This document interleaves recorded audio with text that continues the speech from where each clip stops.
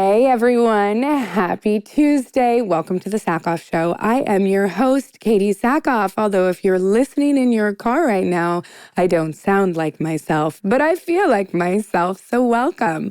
I am so excited about today's episode, but before we get into that, I want to remind you all to stick around for the hindsight, where we discuss today's guest and we talk about current events in our lives and things with myself and my producer, Jeff. It's a really good time, so I suggest you do that. We also have a little segment called the Mail Sack, where we answer fan questions. You can send those questions to the sackhoffshow@gmail.com. We read them all. It's really fun. And just come join this community that we've built and leave some questions. And we love to answer them on air. So I am really excited for today's guest. We are officially halfway through February, which blows my mind. 2025, I can't believe it. I'm almost 45. We'll get into that in April. But for the time being, let's discuss today's guest. It is no other than one of my closest, dearest friends, my brother from another mother, Adam Bartley. If you don't know Adam Bartley, he was in Justified, This Is Us, Bones, Night Sky, which he was wonderful in, and Longmire, of course. So I met Adam during Longmire. We met during the pilot, and he immediately just became one of my favorite people. He is just a breath of fresh air. He's so kind and so thoughtful and so self-aware. And he just makes my life better. He has since become one of my closest friends in life.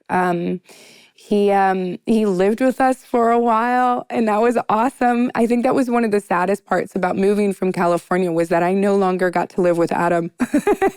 It was really wonderful. I'm trying to somehow convince him to move to Portland. That's how much I love him. He's a real talent, though. He played the Ferg on Longmire, and we talk about that. We talk about his journey since then, which has been really interesting. And we just, basically we shoot the shit for an hour because, like I said, he's one of my bestest friends. So we just get into it for a while. I'm really excited. And I'm excited for you to get to know him a little bit better because, like I said, he is just a genuinely wonderful human being. And I am just going to get out of your way because I'm rambling. But here is my dear friend, Adam Bartley.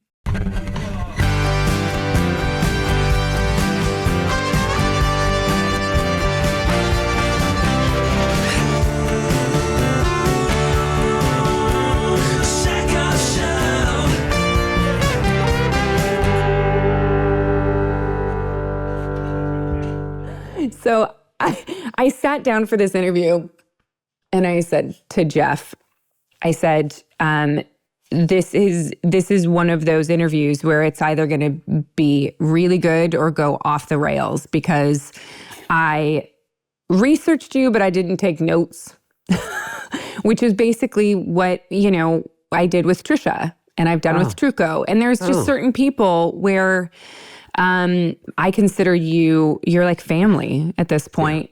Yeah. And there's a lot I don't know about you. And so I just kind of wanted to start from there, really. Love it. For before, you have a really interesting life in the sense that you grew up in Minnesota, correct? Yeah. Yes. 2 brothers. 2 younger brothers. I was just going to piggyback off what you said. If I were to have a sister in this life, it would be you. So, indeed. Thank you. 2 younger brothers. I'm the oldest. And you were an athlete. I mean, I played football and baseball for a long time. Just the athlete feels so. It just feels so big. But I guess I bring that up to sort of ask the question of you and your brothers seem like you're very athletically inclined. That is who you are. You guys you bleed football. For sure. That is football. Your family. We play Frisbee together. We play ping pong. I mean, everything was about, when you have two younger brothers, you're competing. And yeah, for sure. Like, sport was a major part of my upbringing until high school, pretty much. So then how did you find yourself as an artist? Like, was that always there, or was it on accident? Oh, I love that question. That's a great question. I would say that my dad, is a singer, is an incredible singer. And we grew up and he was entertaining us and making us laugh and, doing silly, crazy things. And he was always at the piano and he'd have me sing with him at the piano since I was young. And so when we were singing like duets together and performing, and I think that just that relationship of like me doing something that made anyone just go, and I was like, oh. And as a kid, you feel super special. And so then something happens. And maybe that is ultimately the beginning of every artistic journey. Maybe, maybe not. Maybe some people just have a infrastructure that's way more creative and whatever. But that, for me, I think was part of it. Was I watched my dad perform and sing, and then we did it together.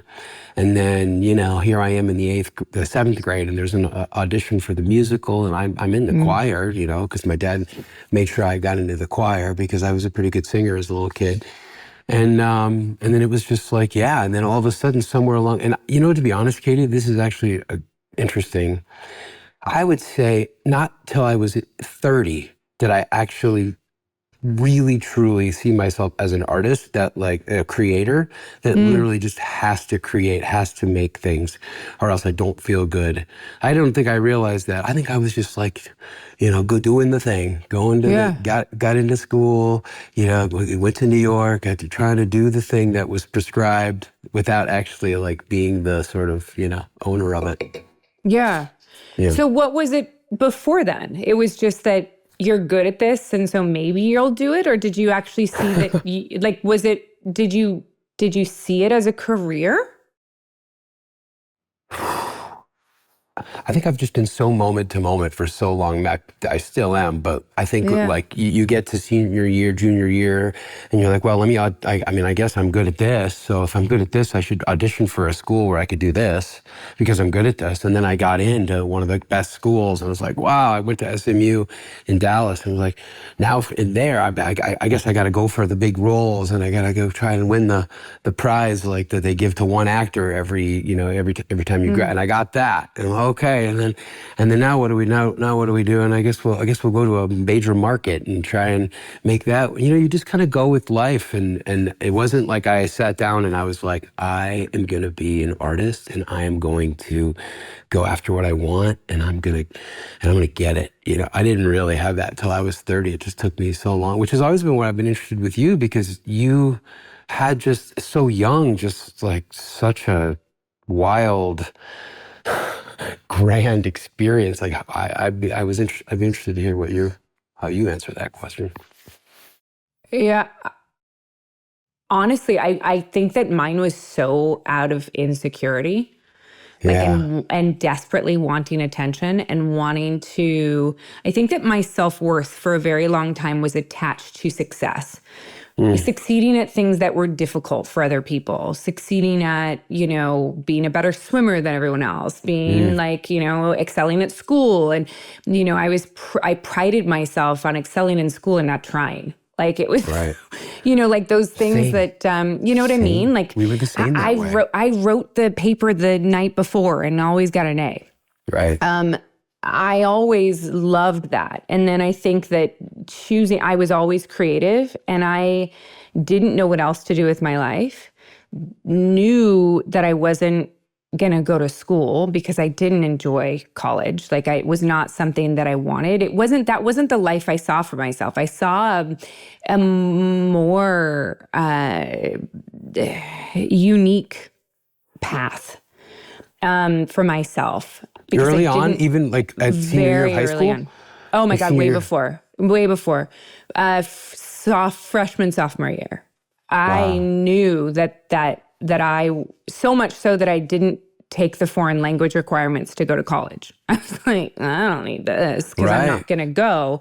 And ultimately then I had to take it to graduate. They'd all of a sudden they changed it and I had to take like another year of foreign language to get out. So my senior year, I had like one class because I'd been trying to, it was Spanish. Okay. You know, I can order a drink and find a bathroom really well. Wow, that's helpful. But so I don't, I'm so curious though, because like so do you think that at any point between, you know, junior high and 30, that something else could have distracted you and put you on a different path? Like, what was it that kept you going in that direction? Like, that didn't distract you? Like, that didn't like put you on a path to, you know,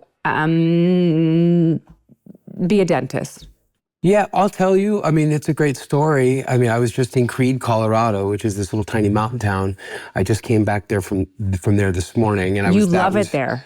Love it there. It's at 9,000 feet. It's in the southwest part of the state, and it's this old mining town from like the 1800s, where like some famous like Western characters were actually shot and buried, and it turned into a theater town in the 60s. This troupe from Kansas came up and turned it into a theater town and turned it into this like the Creede Repertory Theater. Anyway, my first professional job was 2000 while I was in school. Then I went 2001, and then I did a season in 2003. And I was like living in New York and coming back and doing these summer seasons. And one season, the one from 2001, I just graduated college. I just came from graduation to Creede for the summer. We were doing a show where we were singing like a benefit concert, and I was singing songs and acting in this benefit concert. And there's an alumni from Creede named Mandy Patinkin, who, I mean, most people know he's a Broadway legend. He, you know, he's in The Princess Bride, you know, You Killed My Father, Prepare to Die, that guy. But most people know who he is, and, you know, obviously Criminal Minds. And anyway, he attended this show, and like, you know, he walked out at that time, the entire actors would stand outside and like at the greeting line, and he walked through and he said, young man, he goes, you got something, you know, or something like that. Yeah. And I was like, oh, I had watched him growing up. You know, Broadway was really kind of my dream because I grew up singing so much.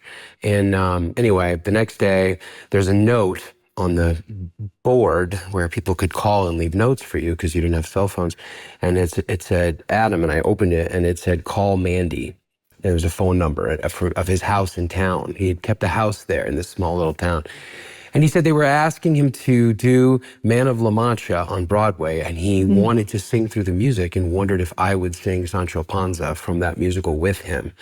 And I like got all the music from my high school musical theater guy, and they faxed it to me, and I was up all night learning the music. And the next day, it was Mandy and I in somebody's house with a piano, actually doing the show. We weren't just singing, we were in it, man. And it was just one of the most formative experiences I've ever had. A couple months later, he left. I met his family. We all became friends. He left a couple months later. He calls and says, I got you an audition for the revival of Into the Woods on Broadway. I'm going to fly you out. I'm going to put you up in my place in New York. And I actually auditioned for the role of Jack, got close to getting the offstage cover, and it would have like launched me into New York with a job.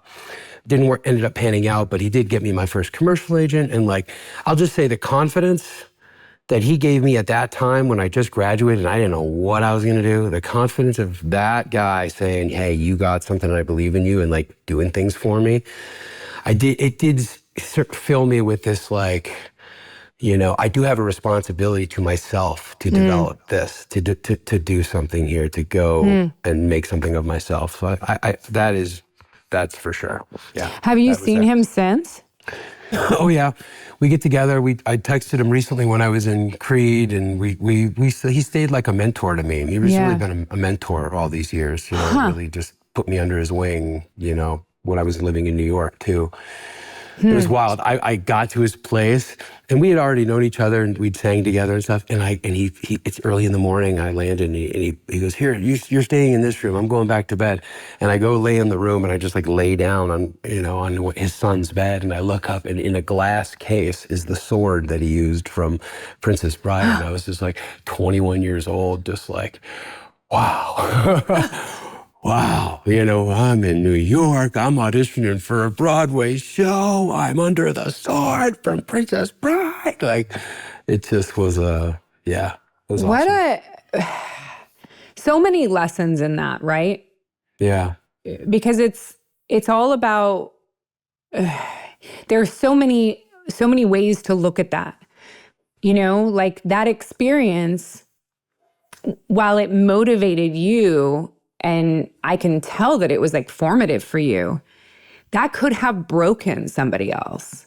You know what I mean? Like if you choose to focus on the negative of that, I think that moment perfectly got you ready for what it was going to be like in California. You know what I mean? How many times can you get so close and not get it? You know what I mean? Oh, yeah. 100%. A major rejection, just a hefty helping on a daily basis. And being able to find the mechanism to just let it wash and move forward and just keep going and just say, all right, you don't want me? All right. Next. It's hard, yeah, for sure. I mean, what made you leave New York then? So I had an agent there, and I was auditioning for shows all over the country, like regional theater stuff. And I went and did my first equity gig back in Dallas at the Dallas Theater Center, where I had gone to school and I knew the people. And I was doing regional theater stuff. And my voice has always been strong, so I was able to get musical jobs. And then I was going back to Colorado to Creed. And I was, but if I'm being like super honest with you, I was, chasing relationships. I was chasing somebody to and I was like, you're going to go there for the summer? Well, maybe I'll see if I can get a contract there for the summer. And there's some of that going on. But New York, I was working at Memorial Sloan Kettering Cancer Center as a temp job. And to keep the job, had to for sure fudge about, the doctor's visits that I was attending, which were auditions. And I ended up like being in Minnesota for the 4th of July. And they said, we found out that you haven't been being totally honest. Right. And they fired me. And then at that point, I didn't know what I was going to do. And so I actually never went back. I never went back to New York. I had my furniture there. Somebody sent me a box. I'm sorry. Wait, you never went back, Adam? I never went back. What happened to your stuff? I mean, I gave the furniture away. There was a box that was mailed to me. I just stayed in Minnesota and then went back to Colorado. And then I started working with the kids after that. Started a company working with children and doing... In Colorado? Yeah, that's what happened after that. So and that working with the kids was like, all right, I don't know that I can handle the business of the whole thing and really marketing myself and really learning how to do all the business stuff. I was always talented, but that stuff was always that wasn't on the priority list. That's one of the hard aspects of this business, right? That you are in the business of selling yourself, and you are the commodity. You are the product. Yeah. And that's hard. That is really hard. It's one of the things that I like least as well. It's not, I'm just not inherently good at it. I'm just not, I'm sort of one of those people that's like, oh, you don't want me? Okay, that's fine. I'll just go over here. I'll find something else to do. I'm not like that thing. I don't have that thing that I recognize in a lot of people in our industry.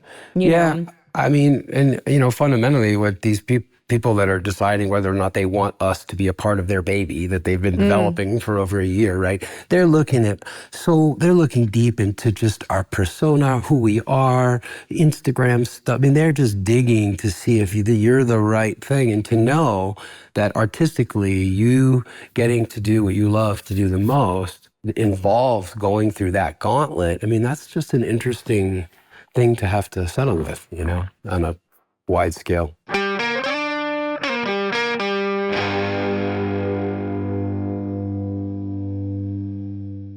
This episode is brought to you by Masterclass.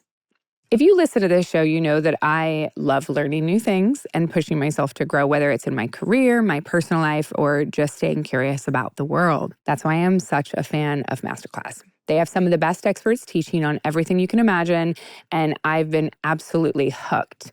with Masterclass, you can learn from the best to become your best. It's the only streaming platform where you can get access to over 200 of the world's top minds, all sharing their expertise in a way that's easy to follow and incredibly inspiring. For just $10 a month, billed annually, you get unlimited access to every single instructor, whether you want to sharpen your leadership skills, improve your storytelling, or even master the art of getting the best night's sleep. Masterclass has you covered. I recently took Kim Scott's class on radical candor, and it's completely changed the way that I think about giving and receiving feedback. And Halle Berry's class on menopause, you have heard me talk about it. It's so eye-opening, and I feel like I've learned things that no one ever talks about. So don't wait. Start learning today. Right now, our listeners get 15% off any annual membership at masterclass.com/Katee. That's 15% off at masterclass.com/Katee. Go to masterclass.com/Katee, Katee, to start your journey now.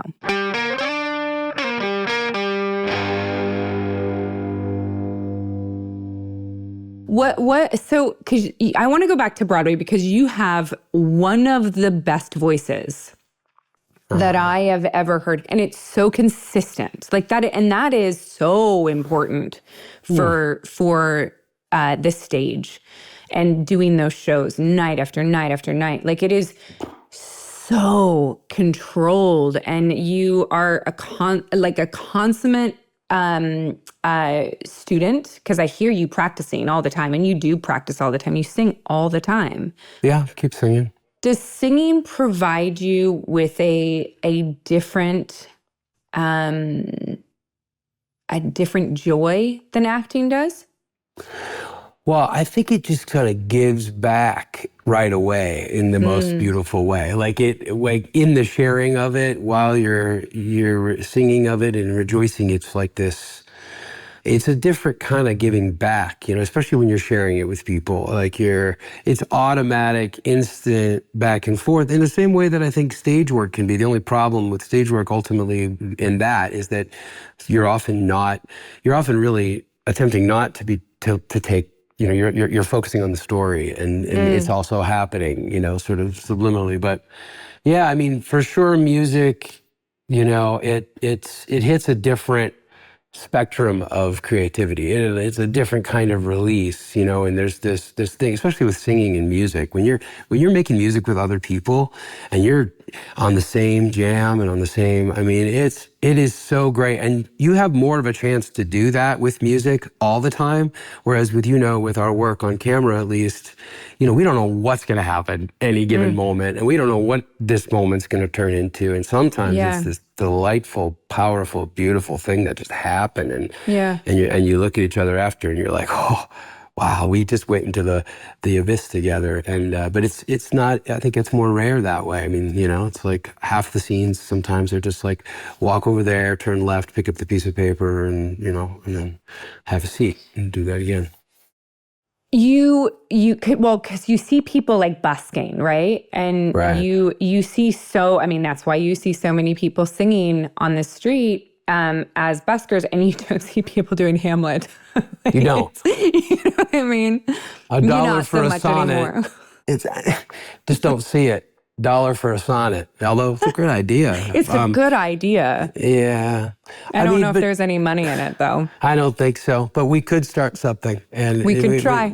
We may need to. Might be more consistent than our jobs these days. We'll just start. Yeah, we'll start in the West Coast and we'll move. I mean, I fell in love, when I was getting started on camera. I mean, those first few years, I was working with you and watching how you work and watching how transferring into the on camera stuff. And would I like to do a Broadway musical? Is that still in the dream list? Yes. Do my representatives know that? Are they keeping watch? Yes.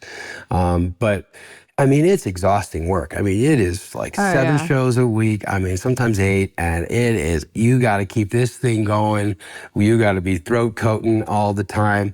And, our business on camera, like I fell so in love with this just sacred space of like failure and like anything can happen that we get, all the stuff around, we get this like sacred little like creative thing where things can happen, and it's just so addictive, and it's not as athletic, to coin. So Longmire happens because Longmire is, your story of Longmire is so interesting to me because correct me if I'm wrong, but like you didn't even have an agent, right? Well, I did, but it was a struggle. She literally couldn't. I would get the breakdowns and I would see Ferg come through the breakdowns, and I would be trying to tell her, sending her emails in the morning, I'd really like to get in for this. I felt right about it from the description early. And she couldn't get me in the first 2 rounds of casting. She tried. She couldn't get me in an appointment for that. And this is just starting out, So she couldn't get you in because they were passing, or because she didn't have the right connections to actually get you in? So she was too small. She was a very small agent. For sure. Yeah. Small agent. Okay. Very small agent. I mean, I had just come to town. I'd only been in town like 6 months when I auditioned for Longmire. You were an overnight success. Oh, well, I mean, I have my buddy Leo Jeter, he's a writer, and he wrote for a show called The Closer, and he was writing with Hunt Baldwin and the rest of the team, that John Coveney, Greer Shepard, they were all involved, and they were like, we just can't find this guy. We're on the 3rd round of casting for Deputy Ferguson. We can't find this guy. And my buddy Leo was just like, I might have somebody for you. And he called me, and now I had been really moving and shaking. I had been really like working hard to get to this place. But he was in the right situation, and he noticed, and he knew my talent. I worked for every inch of it. And he ended up getting me, sort of in with them. And then I obviously had to hit the audition out of the park. But and all of a sudden here I am getting on a plane with you to go to Santa Fe, where I am right now, actually. I love that you're there. Change my life, What were you thinking when you were on that plane heading to Santa Fe? Like, what went through your mind? Because the fact that you booked Ferg, and they were looking for Ferg forever, and you knew that part was yours. You knew it was yours. And talk about law of attraction and manifesting something, Adam. That's what you did. You manifested that because they couldn't find Ferg. You wanted in, and then you made it happen. For sure. And I think, what was I thinking on that plane? I was writing in my journal and talking to myself every day, just being like, you belong here. You belong here. You worked for this. You'll figure it out. You'll figure out what the heck to do. Being a regular and having constant, work and developing a character, and who knew it would last 7 years. But I mean, there are times in life when you actually work your butt off, and then you get what you want, and then it's another thing. And when you get what you want, now what? Now how do you do it? And I was lucky. I had you guys, I had Rob, I had you, I had incredible examples of people that have been doing it for a long time and effortlessly knew how to navigate all the things. And, you just pick it up and you go. But that first time in the pilot, I was just, man, you couldn't have made my eyes any wider. I mean, it was like, wow, man, this is happening. This is real. This is really happening. It's special. What surprised you so much? Like when you showed up, was there anything about, because that was your first regular, right? Yeah. What surprised you the most about Longmire, or just being in a show in general? Well, this is one of my favorite stories. Rob Taylor played the sheriff. My first scene that I shot was in the office. I come running in on the pilot, and I say, Sheriff, I'm so sorry I'm late. I got stuck with here, but I promise you it's never going to happen again, something like that. And he goes, in his response is pretty much just like, I didn't even notice you were gone. You know what I mean? Like, and it meant so much to me. Like, that was the first little scene that we had. And I must have went over that in the trailer at the hotel. I had 5 days before we started shooting that, where I was like I was ready to go. I knew how I was going to perform that puppy. I was ready. And I remember getting there in the rehearsal with Rob. At first rehearsal, we'd all known each other. We were all hanging out. We were all having a good time. Rob and I had already become friends and all this stuff. But when you get to the rehearsals, but this is my first rehearsal, like as a regular on a pilot. Like, this is the first thing.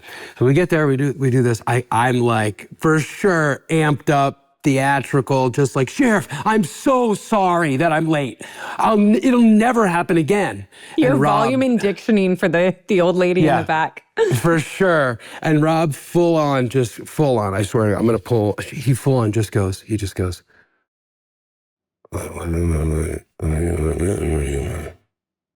I mean, again, like, what? Like, he barely whispers the line. And in that moment, I was like, oh, wow. Oh, there's this whole other scale that I can play with. And I know he's barely audible with what with the way he approached the scene, you know, and it immediately, like, a light came in and I was like, okay, I can do this, you know, I can play in this realm. Let's play here. You know, and it was a teacher, but it was just funny because it was just, I for sure changed the work a bit on the day when we were shooting the scene. Yeah. Because, had to. That's the kind of survival, though, on the fly. Like, wow, okay. Okay, well, I think it's the subtlety, right? I think that a lot of people, especially when you start on stage, I think that people forget that the camera picks up everything. Yeah, the camera can pick up your eye twitching, and that can mean something. You know what I mean? Like, you don't have to do much unless you want to do much, because there's a reason to do that too, right? Yeah, totally. And also, like, you know, you have always, like, you have just this quality where you cannot be genuine and authentic when you're working. It is like the heart and beating core of your work, and which is just like, it is based in an entire, and I think most artists would agree that follow you and your work, that is you. Like, you don't have it in you generally to be fake or to do, you know what I mean? Like, it is tough. All about connection with you. And I remember being like, wow, what an interesting way to approach all this work. I remember thinking that about you, and like that like, there's nothing disingenuous that's coming out of your mouth, because that's where you start, you know, and it's beautiful.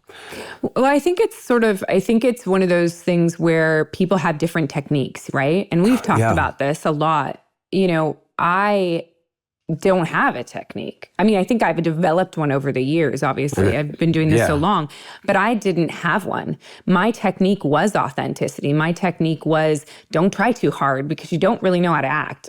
Like, you better just do it. You know what I mean? Just be in it and go. Just be in it and go where the wind takes you. And I think something has happened over the years, though, where I am now desperately trying to control it. And I think that's what's, I'm starting to realize that's what, and we've talked about this, I think that's what's fine. That's what's holding me back, is being so contained and so controlled. Bo-katan was so controlled. Sure. That's not my wheelhouse. That's really hard for me. And I think about those early episodes of Battlestar and how you're just like literally bursting from behind the camera, just bursting. I mean, just like, bah, you know. Yeah, I remember that, and just in general. But isn't that funny, that arc? Like, try to come back to that, you know, come back to that initial, you know, burst in enthusiasm. What is your method?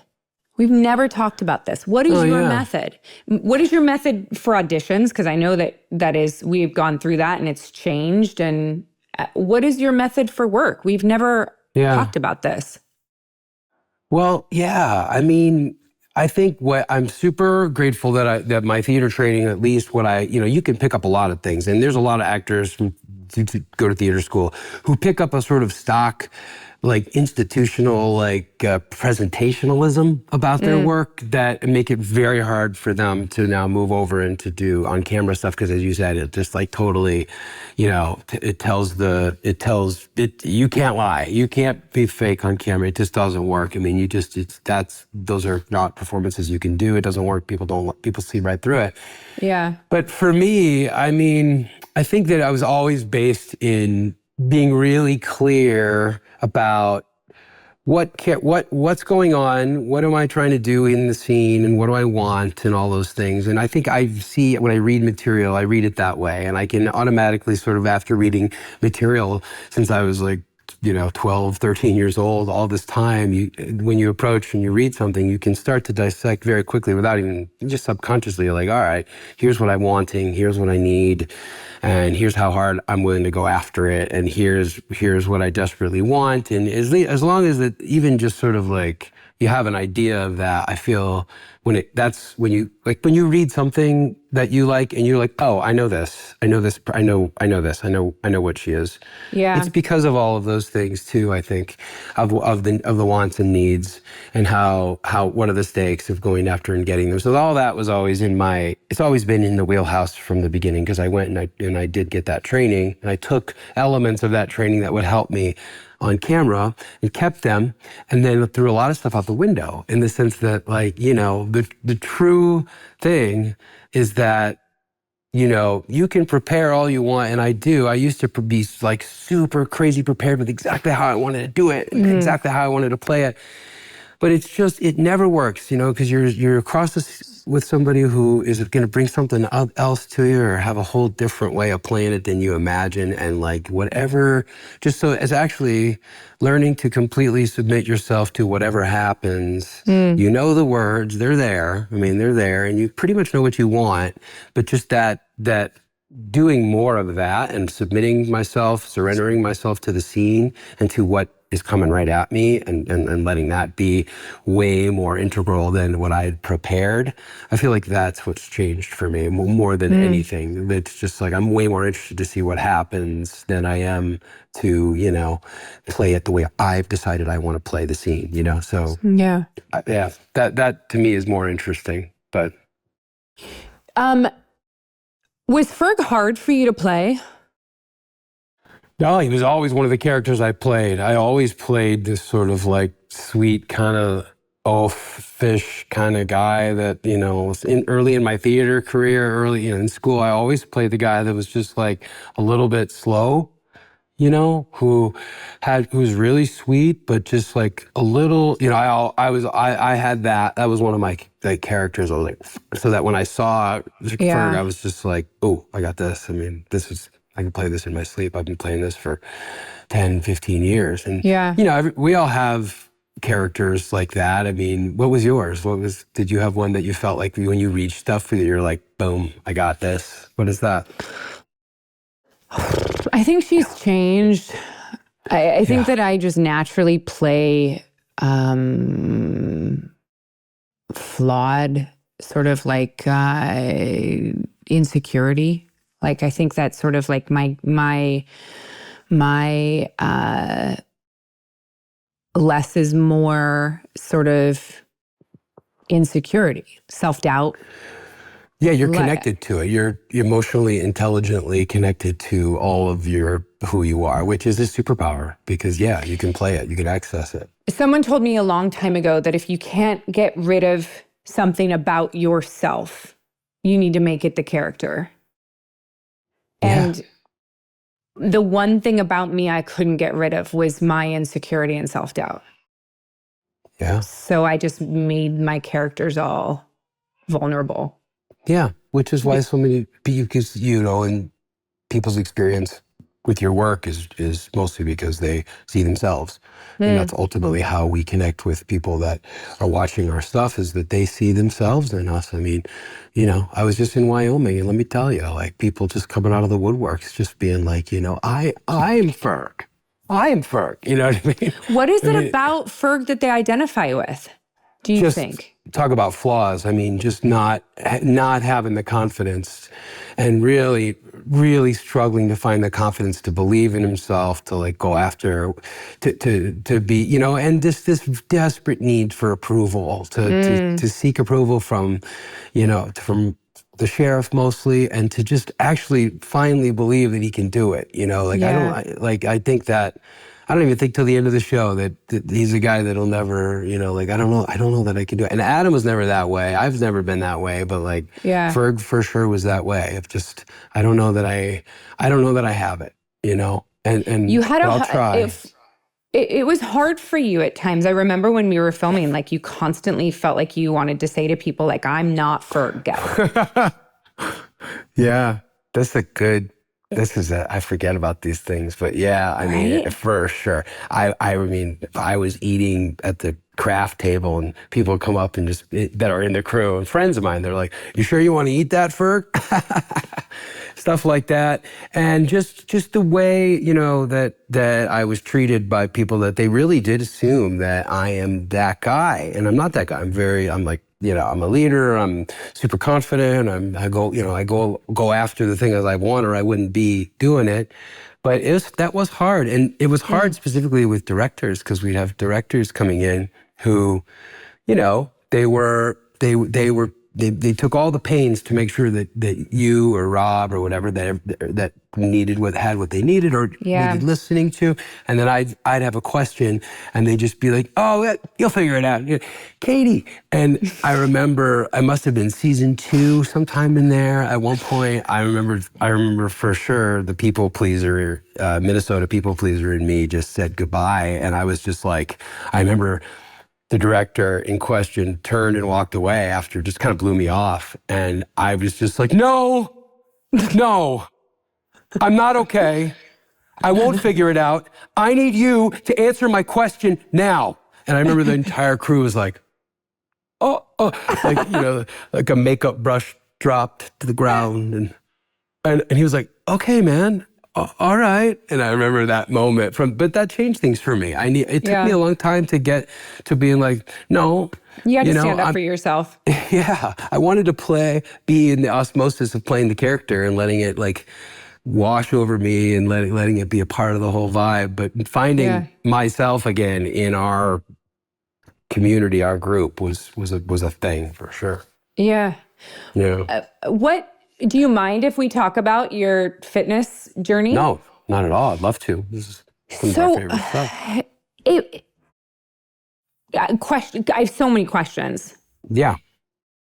You have completely reshaped your body. Yep.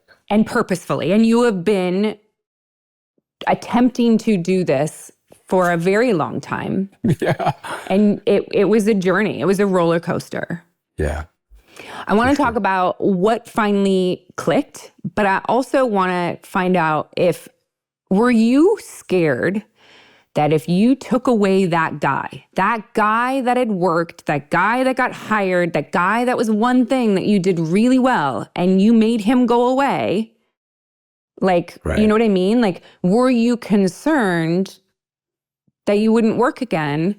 Or were people concerned for you? Did people put that on you? Like your agents or anyone? No, you know, my agents both my agent and my manager have always been so supportive and like really like excited for me and like really complimentary. And I've never, I mean, I think early on when I had mentioned to my manager, you know, hey, I'm thinking of like losing some weight. I remember he was like, well, go ahead, but like, you're pretty good right now, you know, like you haven't stopped working for 10 years, you know. You're in a sweet spot.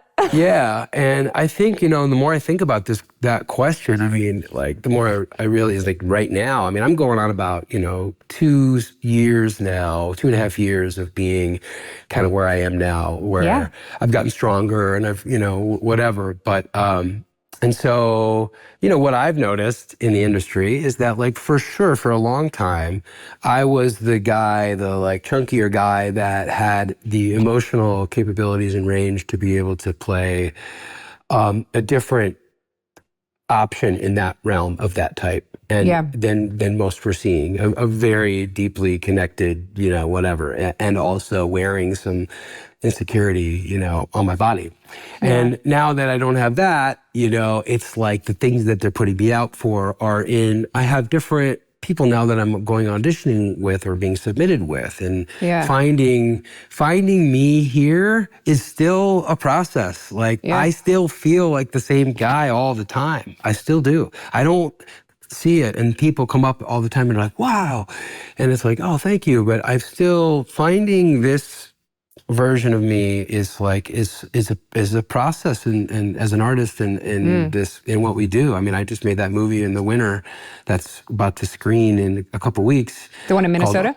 The one in Minnesota called Unholy Communion, and like that was the first time I played like a lead and like just a guy. And he's got kids, and he's a sheriff, and he's a stoic, and he's internal. And I've never gotten to play anything like that because I've always played the characters with high stakes. And so it's like, this is there's a time right now of like figuring this out. And it may be a little while, and I don't know, but it'll go somewhere. But I feel like you've had these changes and these, like, these things that you've been dealing with too, like, what is this about? But you're more Branch than Ferg now.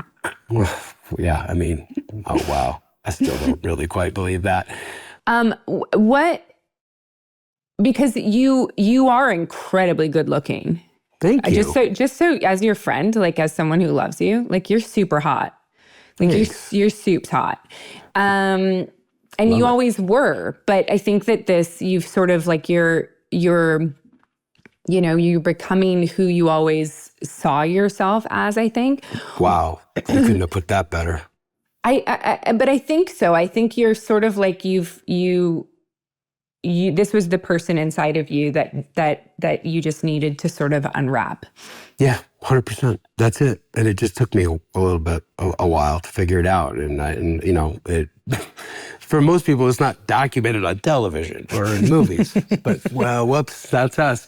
So, I got that show Night Sky that was shooting in Chicago. With and by JK. the way, and I'll never forget calling you when I got it. Like, one of my favorite phone calls when I got that was like, people don't know this part of it, but, behind the scenes, we're all just super, those that are close, we're rooting for each other. And like, sometimes when you call people, their answers are like, oh, that's cool. Yeah, and they think about themselves, but you know who your friends are when they like celebrate you. And I'll never forget you when I made that call. But when I knew I was going to go and be on TV again, after seeing, 6 seasons of me being like, unhealthy, just not healthy, like visibly, like I was like, no, we're not doing it.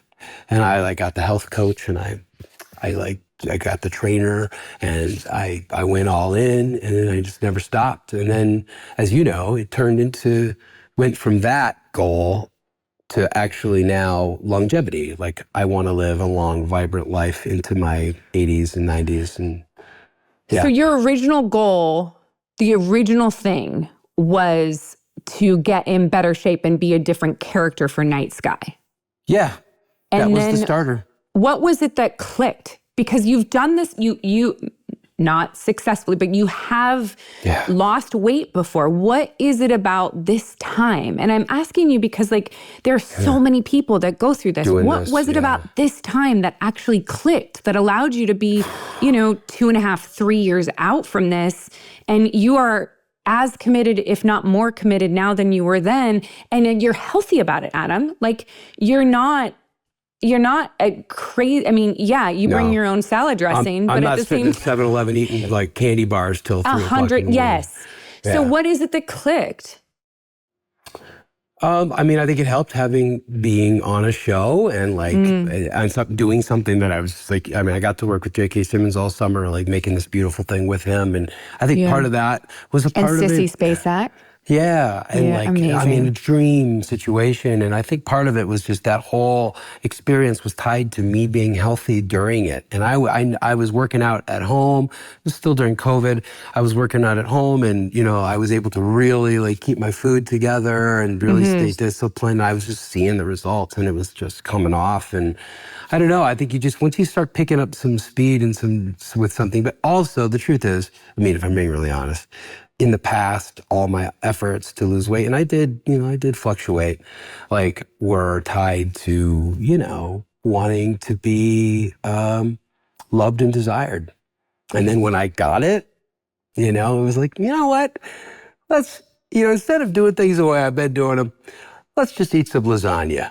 You know, why don't we get the dessert tonight, honey? And then, you know, and it was like that for a long time. But when I finally made it about like health and I made it about what I'm vibrating and what I'm putting out into the world, what my, you know, that my physical form is echoing how the health that I feel inside and having that be in symmetry, like that felt so good that it was like, I just can't go back to that imbalance, and I can't imagine like living with that imbalance anymore. You know, Yeah, because you finally did it. Insecure about it. Yeah, You did it for yourself.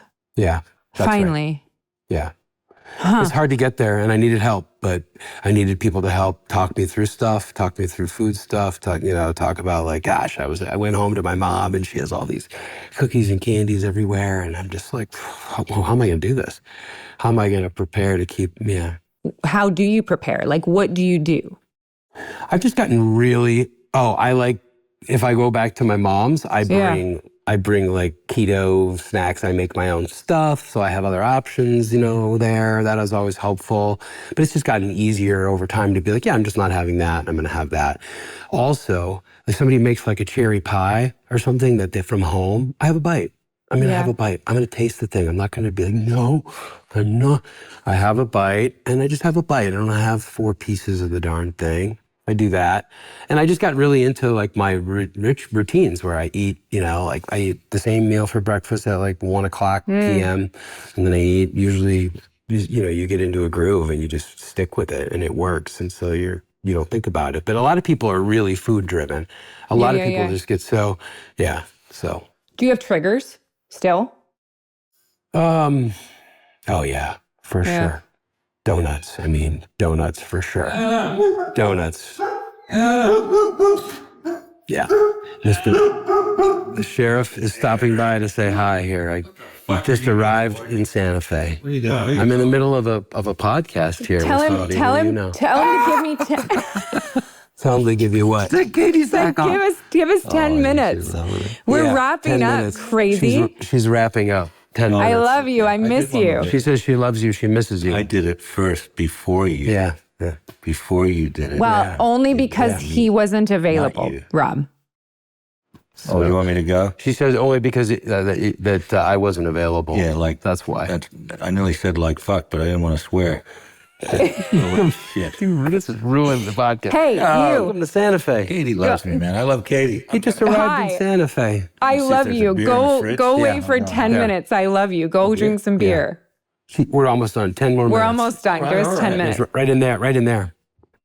All right, go ahead. It was a perfect time to switch. What do you think it was about Longmire? What do you think? Because people have asked me this, and most people only get that family once. Yeah. And I've had it twice. Oh, it's so true. Wow. And the only things that from my perspective, I feel like you have to be on location. I feel like you can't really have a bad apple. Right. Or if you do, they usually find their way out somehow. But I don't know what it is beyond that. I know that being in Santa Fe, at the time we were in Santa Fe, at the point in all of our lives where most of us were single. Yeah. there's something that happens. You know what I mean? Yeah. But I can't Absolutely. quantify the lightning in the bottle thing. I can't figure it out. Well, I'd be so interested to hear what it was like for you. What the comparison is. I mean, I've met most of your Battlestar family, and you guys all are super bonded and super tight. I mean, I think for us, you're absolutely right. Being on location, like you're at camp, and we're all like in different places. When you're less, you're less serious about your dedicated schedules, and you have more inhibition to like go and have fun, or actually go to that party, or stay a little later, or have a little more fun lingering in the parking lot and getting to know each other. But yeah, I think that our vibe right away from the beginning, the moment we got on that plane, was like we were super psyched to be together. We had a blast. We were laughing. We felt this positive flow right away that we were all so excited to be a part of this together. And that's what seemed to dominate things. And then also I think like this, while we were doing the show, in my view, everybody that was participated, every PA, every driver, everybody was important, and every guest star that came in, that we made feel comfortable, and we didn't create this distance between the regulars and the guest stars that come in. Hi, how are you? That you get when you go guest star on other shows and you meet, other regulars, and they're just like, nice to meet you. Yeah, no, we literally all sat together. Rob's chairs, our chairs, they were all with the guest stars. We all sat together. We didn't go back to our trailers. I think you're onto something. I think that number one, sets the tone. That person sets the tone. If that person is on set and that person's hanging out and that person's setting a casual tone, 100%. That is the thing. Eddie almost did that. Rob Taylor did that. Rob did that, 100%. And also the producers did that, That's right. For as controlled as Greer was with a lot of things, she also let us be us. Yeah, and without a doubt. We brought the characters our characters were us, and she trusted that, That's right. Yeah, that's right. 100%, and loved us and gave lots of love to everyone that was involved and cared and listened. At the top, when you have somebody at the top that's listening and that cares, deeply cares about the entire way everything's run, like I don't think I've ever really come across that as much, somebody who cares that much person to person to person, in that way. And that's a major part of why we had we still have such a special vibe together, It's the only show I've ever done where if someone was like, if you could go back and do another 10 years, would you do another 10 years? I would sign up in a heartbeat. Absolutely. It's the only show. Yeah, no doubt. We're going to have a great time. That it would be just a great, great time. It would be all day long. Yeah. Yeah. I know you're not satisfied with your career because that's the actor's thing. I'm not. I don't think anyone's ever satisfied. What do you wish you had? What do you wish would come like across your desk right now for you to sink your teeth into? Yeah. I have to be honest. I played my first lead over the winter, and it was such a incredible experience getting to just be help set a tone, person to person, help, and to create and sort of be one of the axis of creating moment to moment and like the shape of the film. And those 2 months working on that for me were some of the most incredible experiences artistically I've ever had. And I just want more of those. You ask ideally, what's the dream, is waking up in the morning and having, 3 scripts to read and then deciding, that one.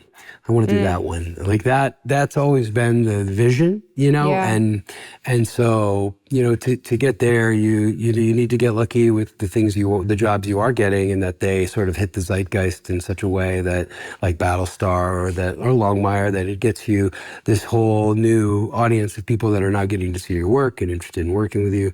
But yeah, I would love to sink my teeth into A role that's just got a lot of responsibility. It's like I feel like I've been working for 14 years, for that. And to be there, to be in the space, to be able to do that, and to be able to, to handle that and soar with it. And I think that's what's next. That's what I want. Yeah. Yeah. I love that. I'm trying to convince you to move to Oregon because we can do this from anywhere now. Yeah. But it's fine. It's on the It is list. what it is.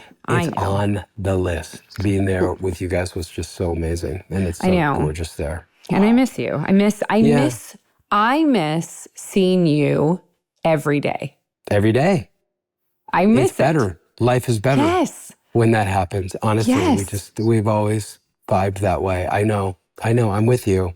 Believe me. I don't know that my time in LA is going to be much longer. I really don't. I'm on this wild trip and I haven't been back for 3 weeks, and I don't desire going back right now. And I know my tennis buddies in LA will hate hearing that, but I think I'm primed and amped to make a move, and Oregon, for sure, is on there for sure. Well, I love you. I would always have you. I know my husband would too. He loves you. Yeah, I love the both of you guys.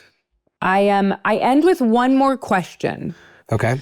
So, do you want the blue deck or the pink deck? Oh my gosh.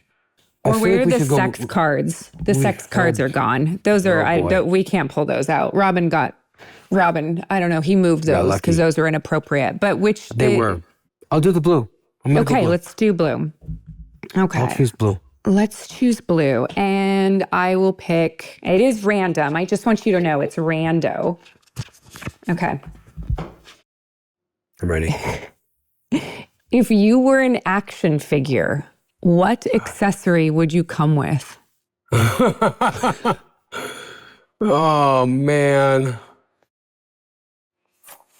I mean, at this point, because I'm just obsessed, I'm just going to say a tennis racket accessory that would need to be with me at all. Because I do travel with my tennis racket. I do fly places in hopes that somebody will play with me. It would be, I'm obsessed. I can't get enough. I'm literally I got here and I'm like, all right, who am I going to call to try to set up some tennis? I got to figure that out. I got to figure it out immediately. So yeah, tennis racket. I don't know. I love it. I can't get enough. Love that. Is it also a weapon? It's also, that's what I'm saying. Okay. It's a weapon. You can use it to hit anybody, and it can really pack a punch. Yeah, especially if you turn it sideways. Well, it's a little more blunt force trauma with that. And then you can turn it back to the netting to play tennis. It's both. It's actually a great superhero. What do you think of pickleball?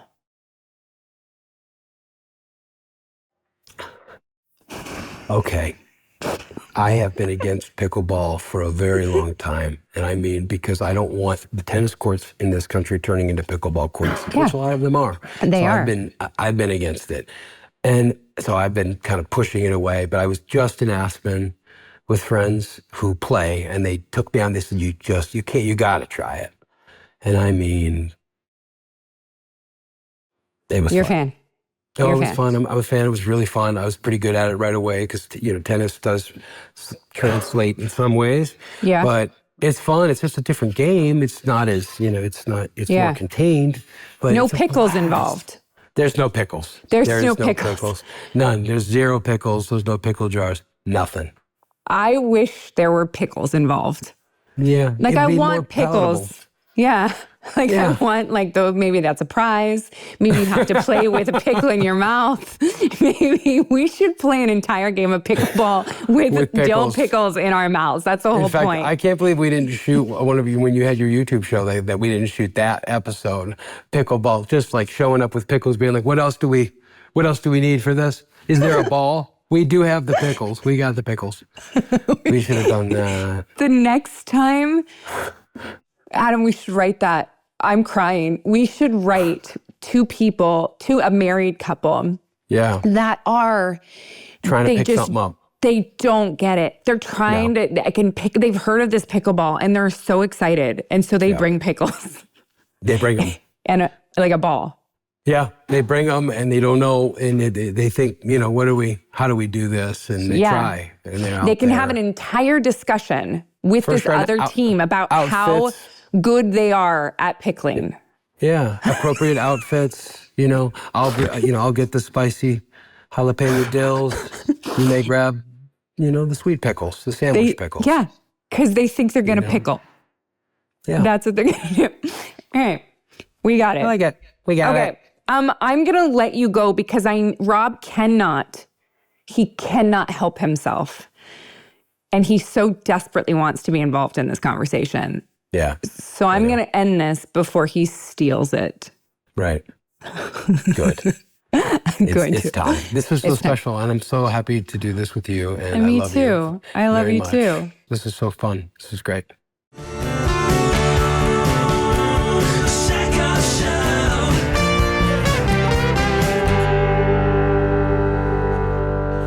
Hey everyone, welcome to the Hindsight. I still sound like this, but I'm still Katee, and this is Jeff. Hi Jeff, my producer. Where are you right now, Jeffrey?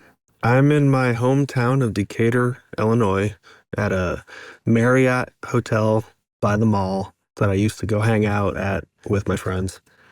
Did you guys get drunk in those hotel rooms? And then some. Yes. Yeah. Yeah. I mean, not this particular hotel, but in this area, there are other hotels that I definitely frequented and drank and experimented with other substances. And I would imagine. Everyone has those hotel rooms, right? Like you would go to after dances and someone's parents would allow them to get a hotel room and there'd be some huge freaking party there and you'd be like, why is the Red Lion so popular? I don't understand. It does sort of like, I'm staying here with my brother and I was a little bit concerned. I'm like, there's probably going to be some teenagers having a party in the room next to me and the tables are going to be turned on me where now I'm the one that's like calling the desk. Oh my God. That is the worst thing though, when you are staying at a hotel and there is somebody who is just drunk and being so loud, whether it's in the room next door or if it's in the hallway. It is so infuriating. Yeah. Absolutely. It's makes you never want to travel. It does. It's true. It's very true. But I imagine they put you up in nicer hotels than a Marriott I'm technically in Forsyth, Illinois, but right next to Forsyth, like William. Yes. No, it depends on where we are. Sometimes if I'm like at a convention or something, sometimes we're at the convention center hotel, which will be like a Marriott or a Hilton or something like that. For work, you never know. If you're shooting in a small town, you are a lot of times at like a motor lodge or something and the whole crew like takes over the place. And that's fun. And it is really fun. It is really fun. We did that for Longmire a few times actually. And we stayed at a hotel one night where there were a lot of construction workers like that were staying up there, like road workers that were working on the highway up there. And there was a room, my adjoining room was like 3 guys. And I was so uncomfortable. Like not in, just because like it's a tiny hotel. Yeah. And I was just like, in the middle of nowhere. Yeah, and they're construction workers. They know how to take a wall down. I mean, they could take a door off its hinges in no time. Yeah. Oh, it was one of the ones with the doors, the actual doors? Yeah. Oh, okay. No, there was literally just doors like separating us. And I was like, I feel really intimidated by this. So I pushed the dresser with the TV against the door. I did. Shows, too, that you probably could have handled yourself if you were able to huff a dresser across the floor. I don't know. I take it like super seriously when I travel. Like sometimes I travel with one of those door locks actually that can like lock the door and stuff like that. Well, I mean, I've done that at one hotel once where Allison had a job. She's an actor also. She had a job up in by San Francisco it was for Second City, the comedy theater. They paid for a hotel, but we went one night early and I just found the cheapest motel room I could. And it was like the kind of place where I think people go for only maybe an hour at a time. Like an hour or so? Yeah. And we were staying there and I definitely did the classic thing where I took a chair and put it against the door for that night. And then as soon as it was daylight, we like packed up and got out of there. Yeah, been there, done that. Trisha and I, when we did that cross-country motorcycle trip, we stayed at a lot of places where we were like, we could die in the middle of the night. Yeah. We could die. Yeah. Speaking of dying, absolutely. What's going on with your voice? Speaking of speaking. So as you guys know, we do the hindsights like out of order. And so we're actually in the middle of January right now. Our family, since Christmas, everyone, my two kids and my husband and our nanny have been passing around this like cough and this cold.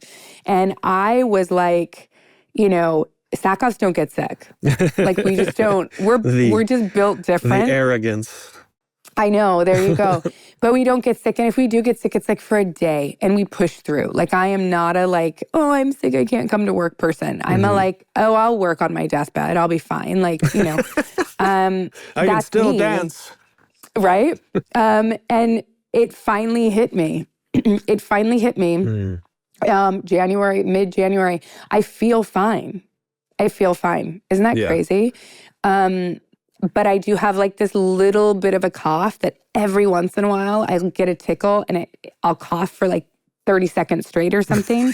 And that happens only like, but it doesn't hurt because my throat doesn't hurt. It's just the weirdest thing. And so that'll happen to me like 3 times a day and it's just enough to make me sound like this, but I feel fine. All right. Well, that's good. I'm glad that you were able to still make this. You mentioned just a little bit before we started recording that you have a self-tape audition coming up, and you know that we have a long-running bet now about you booking anything over self-tape. And I think if you book something over self-tape and your voice is all out of whack, I think maybe we need to like ramp up the bet a little bit for... Because I believe we said, what did we say you would It's a can of sardines. Yeah, eat a can of sardines. I literally just like throw it in my mouth a little bit. It's not going to be great for your throat either. It's not. Oh my God, that's the worst. No, if I book a job sounding like this over self-tape, it's been in my head the entire time. You know what I mean? Well, don't like throw those just weren't my parts. I don't know. I'm not going to. I'm excited about this one. You got to feed your family, so don't throw it. Exactly. How long are you in Forsyth? I'm just here for the night. We're seeing some family here, and then we're on our way up to Chicago. A short film I made is doing a screening up there this weekend, and then headed back. My family is in Nashville, and we're driving back to Nashville, and then I'll be back in LA next week. Very exciting. Are you nervous for the screening? No, it's going to be friends. It's like a friends and family screening because it's currently out in a bunch of film festival submissions right now. So we're doing like a private friends and family screening. So it's going to be just kind of a little fun homecoming. I lived in Chicago for 15 years, so it's going to be a lot of just seeing a lot of people. It'll be nice. Let me know if your feet start hurting while you're there. It's true. It is true. I do have my thick winter boots on, so maybe it'll keep them insulated and keep the fasciitis at bay. Keep them nice and toasty. Yeah. Adam Bartley's from up that way, Minnesota. Yeah, Minnesota. They get a little bit colder up there, but not as bad of the lake effect of Chicago. So. I meant it when I said this right off the top, that one of the saddest things about leaving Los Angeles was that I didn't get to see Adam daily. Yeah. He seems like a sweet man. He really is. And there was something so wonderful about waking up every day and seeing him. Yeah. It was really wonderful. Yeah, we had a guest house on the property, and we travel so much, so we always wanted someone like who rented the place that was like someone that we knew. And Adam was like, I'll do it. And we were like, amazing. And so Adam literally lived in my backyard. And not only that, I had chickens next to his windows. So 3 times a day, I was like outside his windows, like trying not to be like a creeper outside his windows, like, and just the chickens, like sometimes I'd be chasing the chickens, and all of a sudden he'd have his coffee and he'd lean out the window and go, "Morning, sunshine." And I'm like, "Hi, sorry, I was trying to be quiet." That's funny. I mean, what a relationship to have, because Longmire is like his first big gig that he just got. off an audition, which is incredible. Speaking of And taped auditions. Yeah. Was it a tape? I believe so. Yours wasn't a believe tape, so. though, was it? No, Yeah. no. Yeah. My audition for Longmire was so odd. Yeah. So I auditioned for it, obviously. It was a producer session. I went in, I had my sides as, so people who don't understand, that's like the dialogue on multiple pieces of paper. So it could be anywhere from like 1 scene to 3 scenes, 2 pages to 16 pages. You can be memorized or not memorized. Anyway, but I was memorized, but I would always hold my sides in my hand, just so they would be aware that like this is not the finished product. Like this is still just an audition. And so I finish the scene, what I think is the scene, and I leave. And I finish, and I say, "Thank you so much. That was great." And they were like, "That was great." And I said, "Okay, great. It's awesome. Thank you." And I'm walking back to my car. And the producer's assistant comes and chases me down in the parking garage and goes, Katee, Katee, Katee. And I was like, "Hi." And she was like, "I'm so glad I caught you. We would love for you to come back." And I was like, and she goes, "And finish the scene."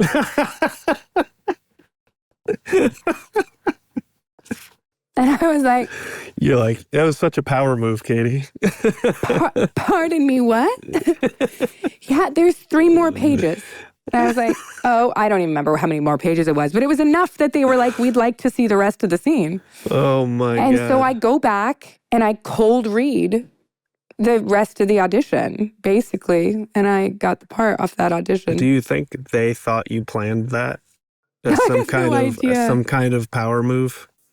Would that not have been just like hysterical? I know. Yeah. I wish I was that calculated in my pursuits in life, but no. I just remember it because I was just so appalled and felt so terrible and was like, "Oh my God, in what world?" Yeah. I should have known it was more than like 2 pages or whatever I thought it was. But anyway, that was my audition for that. And they still hired you. I mean, you were really, that role was meant for you. Yeah, for sure. They still hired me. But I remember just like hanging out with Adam from day one. Like Adam and Bailey and I and Cassidy hung out a lot. And really got along and still do and just have wonderful relationships. And he's just so talented. For that to have been one of his first roles to me is just still, it blows my mind that he was technically green. You know what I mean? Yeah. He talks a little bit about it and how he was working with Robert was a bit of a learning process because he talked a little bit about how he was much more theatrical and bigger in that role where Robert is very not. And, speaking of Robert, I mean, we had a fun little drop-in in the middle of this interview.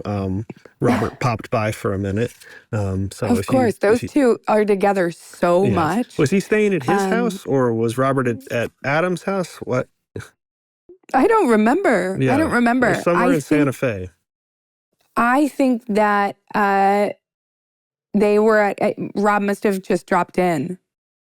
Or maybe they were in Wyoming. I don't remember where they were.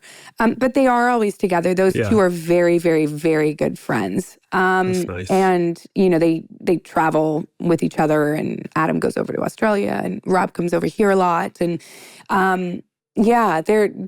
they're like Tweedledee and Tweedledum, though, those two. They're polar opposites, but so similar. Well, you talk about that in this, about the TV family and how you feel lucky that you've gotten it twice now between Battlestar and Longmire. And, I mean, clearly it's still working out for Adam with him and Robert, Yeah, it's true. It's you are very lucky to have one long-running series, let alone 2. And to have, that camaraderie and kinship with like 2 sets of people is really special. I'm very good friends with everybody from those 2 shows. And and hopefully they'll all be in my life for forever, you know. Do you feel like that is not the case with Mandalorian because of your limited involvement in the show? I think so, but I also think that the shooting style of Mando doesn't lend itself to that. Yeah. You know, there's so much time between seasons that you lose track of each other. Yeah. You know, the reason why some of us are closer than others is because we see each other a lot at conventions. Yeah. And then it's just like anything, you know. I mean, there are people that you work with that you really get on with, that you feel sort of, I mean, everyone can relate to this. You meet someone and you feel like you were separated at birth, or you feel like you've known them your whole life. And no matter how much time passes, you pick up right where you left off, things like that. But not everyone can be that, you know. You know, for whatever reason, both Longmire and Mandalorian and Battlestar Galactica have casts that really became family very quickly. Yeah. Probably because both were also on location. Yeah. You know? That is true. Mandalorian shoots in Los Angeles. Everyone went home. Yeah. Yeah. That's You true. He talked a lot about how Mandy Patinkin helped him out a lot and considered him a mentor. And it made me curious if you have anybody in your life who you considered a mentor or somebody who gave you a big hand. You know what's funny is I can't say that I had anyone that gave me a big hand in this business ever. Mm-hmm. I don't, that's not something that I can relate to at all. Except for when I first started, you know, Sam Pillsbury was the director of the first movie I ever did, which was the Lifetime movie, 15 and Pregnant. And he somehow convinced my mom that there was something special about me when I was 17 years old, 16, 17. Yeah. And convinced her to bring me to Los Angeles and introduced me to his team. And they signed me. Wow. And that, not only that, but getting Taft-Hartley into the union, which we've talked about a little bit on this show. Yeah. Basically, they bought me into the union. Yeah. To be in that movie. Those two things, moving to California, already in the union, and then having representation, changed my life because I had the two things everyone needed. Yeah. Now, what was the movie 15 and Pregnant about? Well, it was about, it's a science fiction thriller. Oh, okay. Pregnant with what? Exactly. Exactly. It was a movie with Kirsten Dunst, actually. Nice. Yeah, and I had two scenes. In two scenes, this director saw something in me and convinced my mom that I could do this as a career. Did you ever work with them again? No. Are they still working? I don't know. Yeah. I don't know. He'd probably be in his late 70s at this point, I think. Wow. Mid 70s, something like that. They live, yeah. Sounds like you owe him a card or something at least. A muffin basket. Yeah, something. Some of those nice for cookies. Sure. You know, one of the other things that we talk about with Adam is that he has got a singing voice. Yeah. That is unexpected. Yeah. I've never heard it, but it's gorgeous. It's on his Instagram. He will every once in a while post a video of him singing. And I was lucky enough when we lived on the same property to hear him singing from the back house a lot. And it was wonderful. He's just got a glorious voice. Do you ever think of like singing back to him and you guys could just have like a magical moment among the chickens singing to each other? Oh, that would have been really awesome. That would have been, that would be fun. That'd be super fun. Yeah, exactly. Like your own, exactly. Well, one of the questions I was going to ask you was, I feel like I don't know if I've asked you this before, and forgive me if I have, but like, would you do a musical? Are you interested in doing a musical? Because I know you can sing. Well, I think I would love to do one. I don't know. My voice is not trained to be able to sing 8 shows a week. True. But what about a movie? I would absolutely do a movie and sing in a movie for sure. Absolutely. Yeah. Yeah, but I don't know if I mean, Broadway was always something that I was dying to do. I just don't think I have the chops. There are people intense. I mean, the voices that are on Broadway are just something to behold. Because that's really the skill is obviously in the way you sing, but a huge piece of the skill is being able to sing that much over and over again. Absolutely. Yeah, absolutely. It's sort of like when we talked to Grant Gustin, Mm-hmm. you know, he had never sung that much before. Yeah. And it's like a muscle and he had to train it. And so I know you can train it. I just don't know what that entails, to be honest. Yeah. Yeah. Yeah. Yeah. Yeah. Speaking of training, it's still, you know, watching Adam sort of struggle with weight loss for as long as I've known him.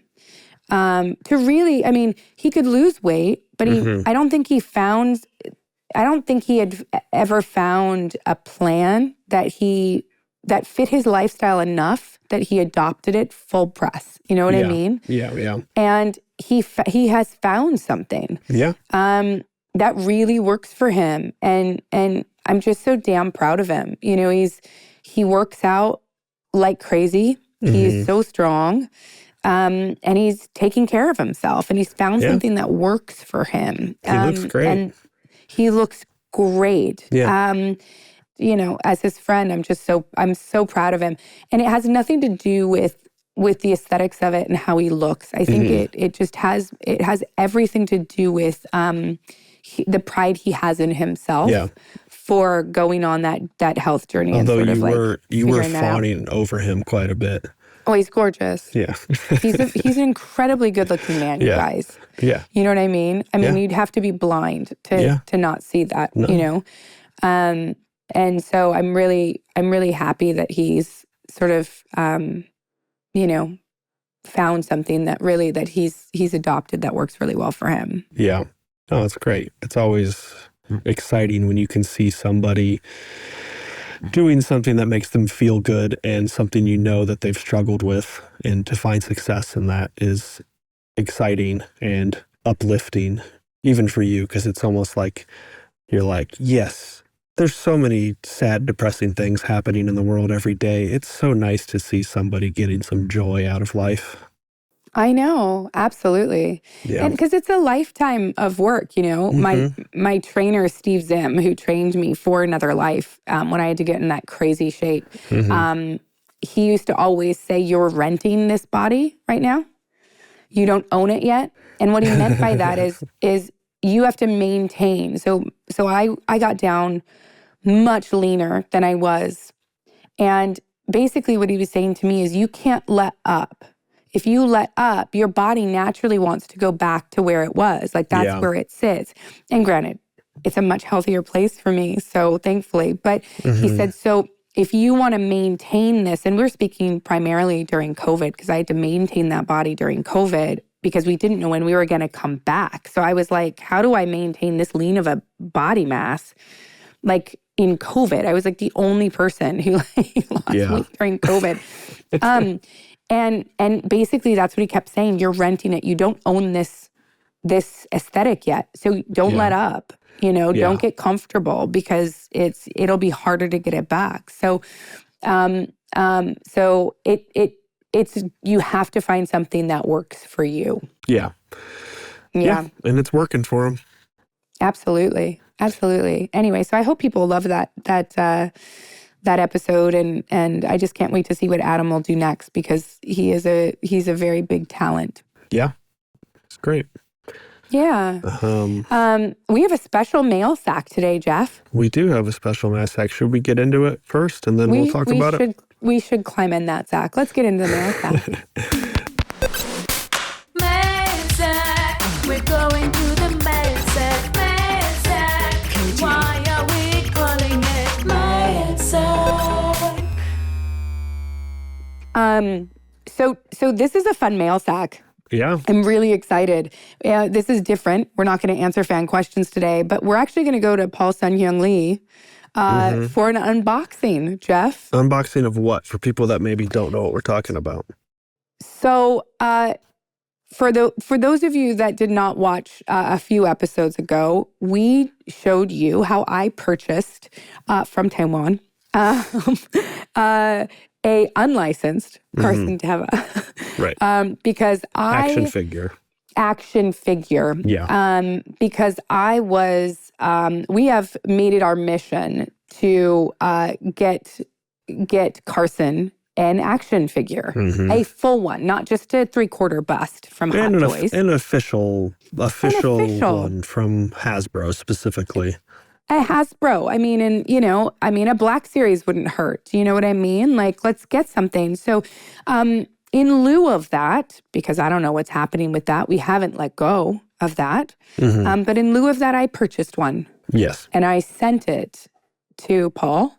And he did us the pleasure of unboxing it for us. So not only that, but we were able to get him on the phone again or on Zoom again and had a little conversation with him. So I think we'll probably show the unboxing video and then your conversation with him about it. Yeah. And then after that, we'll just say goodbye. Yeah. So let's go to that and let's check out Paul's new action figure.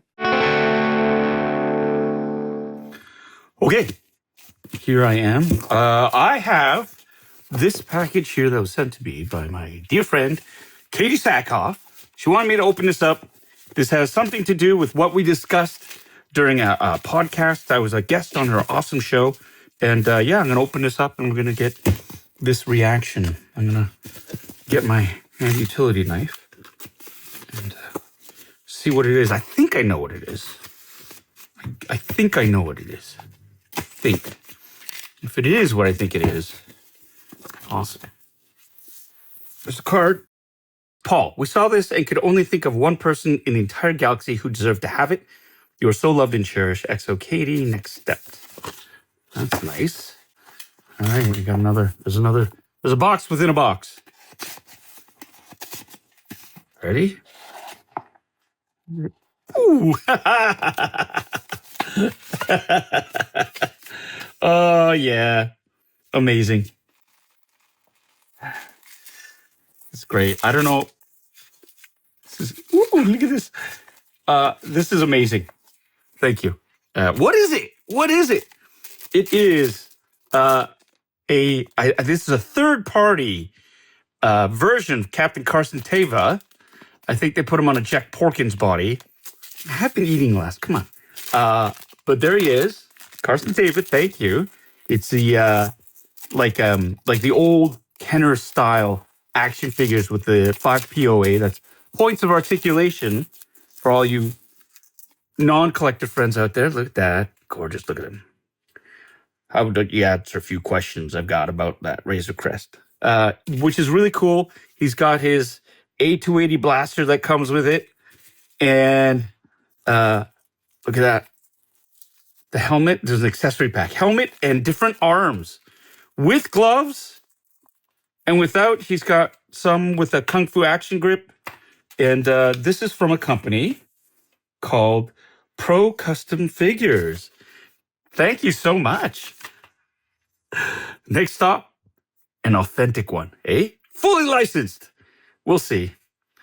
But Hasbro hates me, so who knows when it's going to happen. Thank you so much, Katee. I appreciate it. I appreciate you. This is awesome. Okay, see you. He's handsome. Handsome man. Well, I'm just excited. I saw this. My producer sent this link to me, and I thought, I'm sending this to Paul. And then he thought we should record it for posterity. Right. So here we are for both of us to get a phone call. Cease and desist. So I ordered this, Paul, and my credit card was frozen because I ordered this. I feel like the credit card was like, "Are you sure you want to buy this?" And I was like, "Oh, definitely. Let it ride." So I'm just gonna let you take it away because I am just so excited. Yeah, thank you so much. So I got a message from Katee and saying, "Hey, I wanna send you something." is it cool? And it's like, yeah, for sure. And this was an epic sort of journey because this message, you reached out about this weeks ago, actually. And I thought, oh, okay. And, it was in the throes of, so Canada, we have a postal, like the U.S. Postal Service, we have our own sort of national postal service. And they've been on strike since November 14th. And so just before Christmas, that snarled everything up. Oh my God. And I remember writing to Jeff and saying, oh, and by the way, if you're thinking about sending it by post, chances are it won't get to me for a very long time. And so, it was deemed that, okay, we'll send it the expensive way, which is great.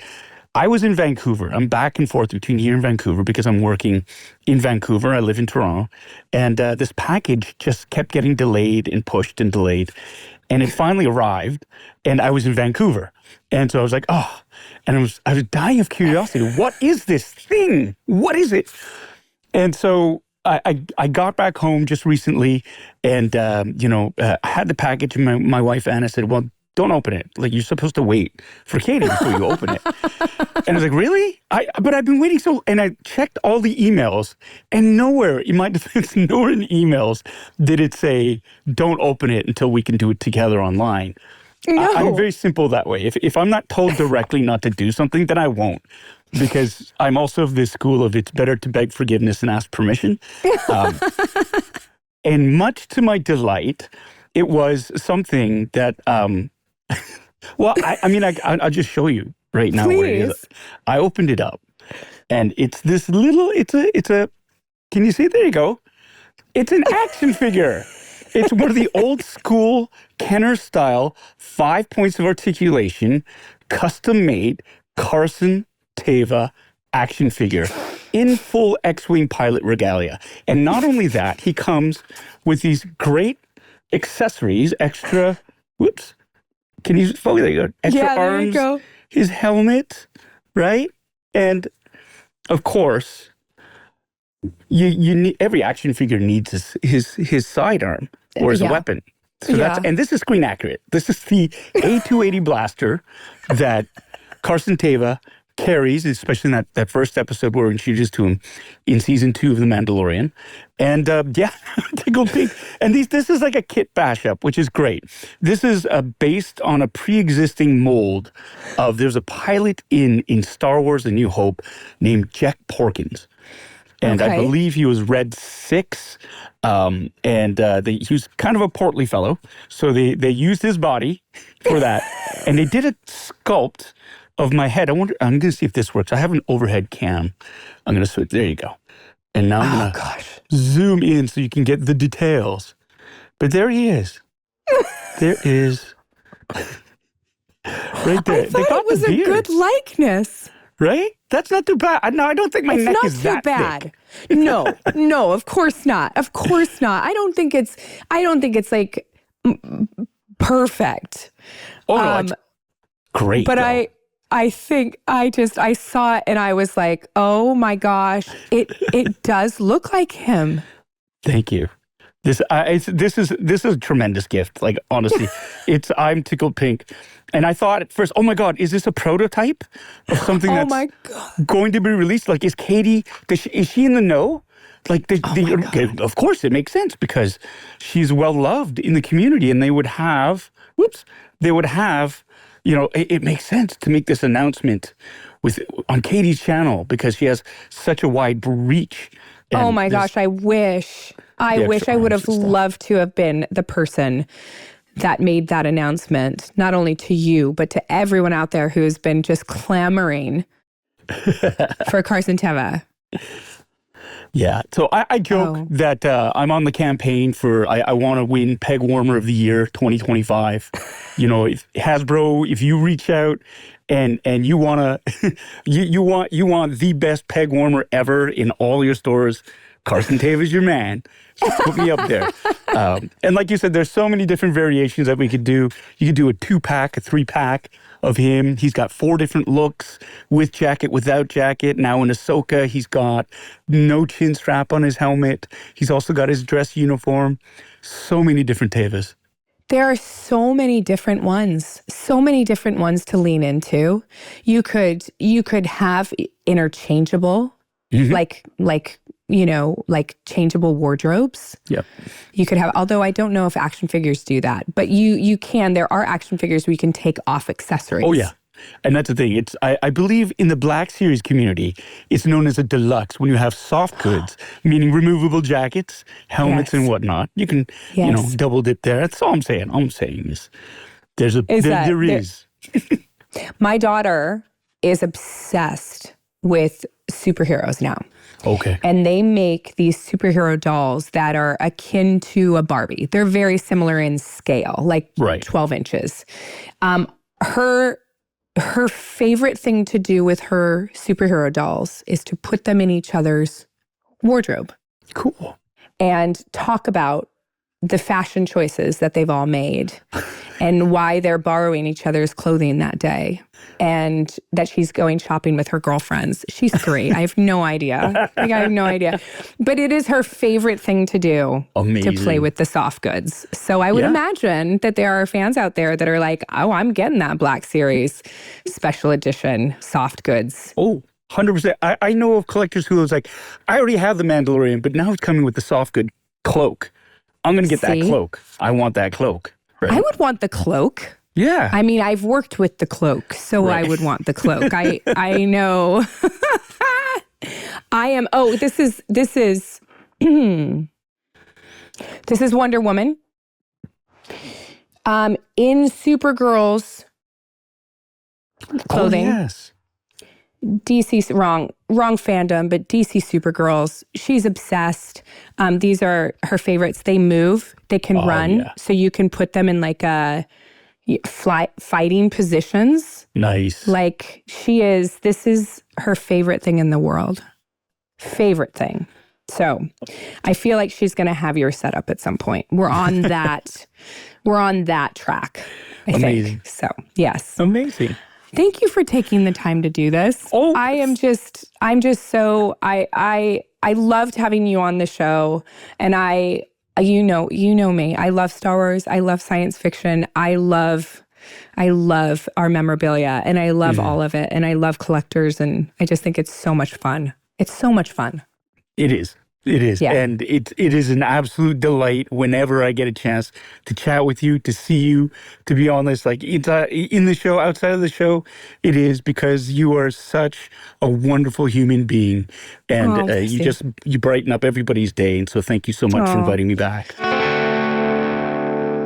Well, that was fun. You know what I loved about that, Jeff? When he had the camera angle pointed down. I mean, the guy's amazing. Like, I feel like he should just be on all the hindsights, and then I can slowly back away. Then you and Paul can just do the hindsights together from now on. So I don't have to do them from hotel rooms in the Midwest. Jeff just trying to get rid of this.